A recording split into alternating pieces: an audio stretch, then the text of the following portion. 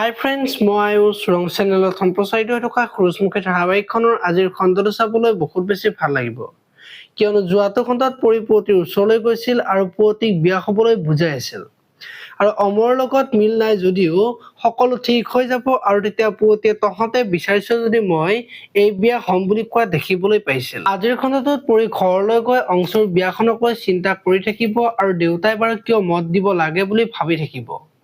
আৰু তেতিয়া ত্ৰিদীপে পৰীক বুজাই থাকিব, আৰু তুমি ভাবাচোন বিয়াখনত মত নিদিলেও দাদাৰ জীৱনটো ধ্বংস হ'ব। তুমি দেখিছাই দাদাই মদ খাবলৈ লৈছে, গতিকে যি হ'বলৈ লৈছে হ'বলৈ দিয়া। কিছুমান কথা ভাগ্য আৰু সময়ৰ লগত এৰি দিয়াটো ভাল বুলি কোৱা দেখিবলৈ পাব। এইফালে আকৌ ছোৱালী এজনে সোণক ফোন কৰি থাকিব, আৰু তেতিয়া শেৱালিয়ে সোণক সন্দেহ কৰিব, আৰু সোণে তুমি মোক সন্দেহ কৰিছা নেকি বুলি ক'ব, আৰু তেতিয়া শেৱালিয়ে সন্দেহ কৰা নাই, সুধিছোৱে মাত্ৰ বুলি ক'ব।